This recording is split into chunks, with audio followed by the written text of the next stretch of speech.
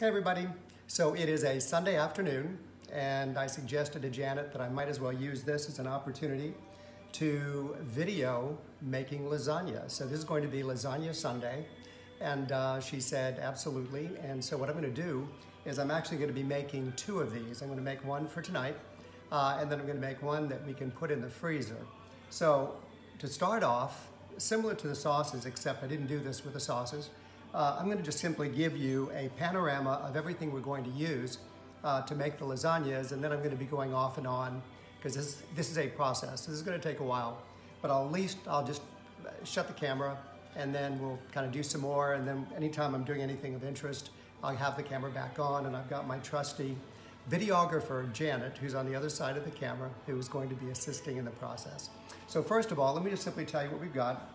These are actually typically over here, so we're going to be making two of these trays, and you're going to actually see the trays when they're complete.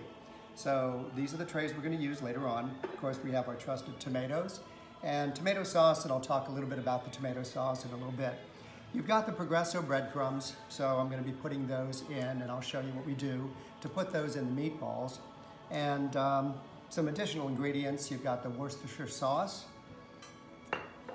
the nutmeg, and I put a little bit of horseradish in there. So this is the natural horseradish, and it's just going to give it just a little bit to give it just a little bit of a tang.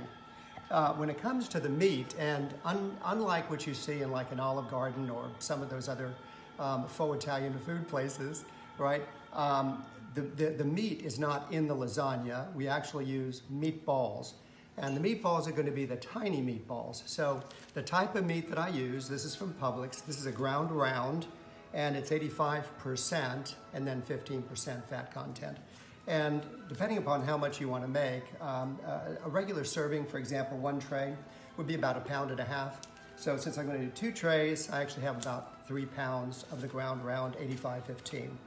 It doesn't really matter what lasagna you use. I just happen, this is 2-for-1s. I love 2-for-1s of Publix. So this is 2-for-1 on Ronzoni, so that's what you're going to see in this. Salt and pepper, of course. Everything is salt and pepper in Italian food. With respect to what you're going to be incorporating in the meat, but you're also going to be incorporating in the sauce, the actual ricotta sauce is going to be lots of wonderful, fresh-smelling parsley. So you'll see the parsley in there, and you'll also see the onion. So I'll be chopping up the onion. I have enough basil already in the tomato sauce, and I've got the tomato sauce over there from the last time, which was frozen, but just in case I have some extra basil. Over here, what you're actually seeing is the actual sauce that goes into a lasagna. So you have the ricotta, and I always do the original. I don't do the low fat for the ricotta. And you have mozzarella, that level mozzarella. And again, whether it's Sargento or it's Kraft, doesn't really make a lot of difference. So you have the shredded mozzarella. And then you're also going to be incorporating into the layers of the lasagna, you're actually going to incorporate the sliced mozzarella also. So I have several of these that we'll be putting in, and I'll show you how you put it in the different layers at that time. I typically use, for the Parmesan cheese, I don't actually use Parmigiano. I use a blend, which consists of the three types, the Parmesan, the Asiago, and the Romano. And I always tend to do it shaved rather than shredded or whatever they actually call it. And then finally, of course, you can't do an Italian meal of any nature without the traditionals. So I've got some red wine. You're going to see it not in the bottle, but in the glasses the next time we're actually talking. This one happens to be, by the way, a Super T, which stands for Tuscan, and this comes from Ponte Wineries in the Valley in California. Okay, so I'm going to shut off this thing now, and I'm going to get some things started, and then I'll begin showing you how to make this thing. Okay, talk to you soon. Okay, so think about it this way. So you have various steps on the lasagna. The first step on the lasagna is to get the meatballs ready to go. And these meatballs, unlike the meatballs that we made for the tomato sauces, these are actually baked. They're not actually put on the stove. So on these, we're gonna actually mix them up, and I'll show you how to mix them up. Then we're gonna actually put them on a tray and then stick them in the oven, and we're gonna bake those. So that's step number one, has to do with the meatballs themselves. Step number two has to do with the lasagna sauce, whatever they call that, right, in real terms. And that's the part where we have the ricotta, and we have the mozzarella, and we have the slices and so forth. And we're going to do that next. So that's going to be step number 2. Third step is to cook the lasagna itself, which is no big deal. It's like any other pasta. You're just going to boil it, and then you're going to layer it in. So that's step number 3, is prepare the lasagna itself. And then step number 4 is to bake the lasagna, okay? So we're now on step number 1, which is preparing the little meatballs. And that's what we're going to do next. Now, just to save your time, what I've done is I've already pre-measured all these. And I'm actually going to give you the ingredients and the measures for one serving, which would be 1 tray. Just know that what I've done here is I've doubled that up. So you'll see twice the quantity, but it's the same thing. It's just simply 2x of what I'm actually going to be posting as part of this video. So last step, to make it easy and certainly less time consuming, is the parsley. And so what I'm going to be doing is I'm just simply taking the parsley, and I'm only going to do a cup. It's actually going to be half a cup for 1 serving. And so I am doing this. I always use serrated knives, which I've always found to be a whole lot easier to use than you know, just the typical knives that I see as cutting knives out there. I'm not sure why, you know, they tend to use knives when the serrated ones are a whole lot easier to use. But anyway, you're just going to get this as fine as you possibly can, particularly, and I do the same thing when I'm doing the large meatballs, but when I'm now doing the small meatballs, you want to get it even more refined because they're small meatballs. So you don't want like a bunch of parsley sticking in your teeth by the time it's over. So we're going to actually continue to do this until these become extremely fine, and it's only going to be 1 cup of these that we're going to be incorporating into it. But there's only really one way to do this. You can't do it with a utensil.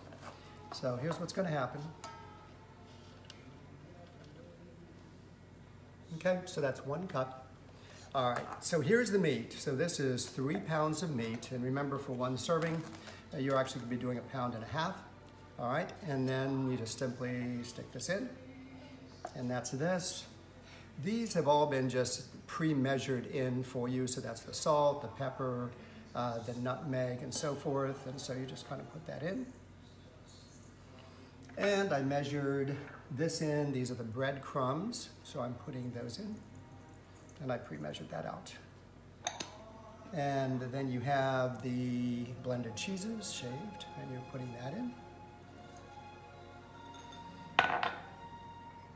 And then you have the olive oil, and you're sticking that in. Okay. So this is what is preparing the little meatballs that you're going to be putting in your lasagna. And then you wash your hands very carefully, and here you go.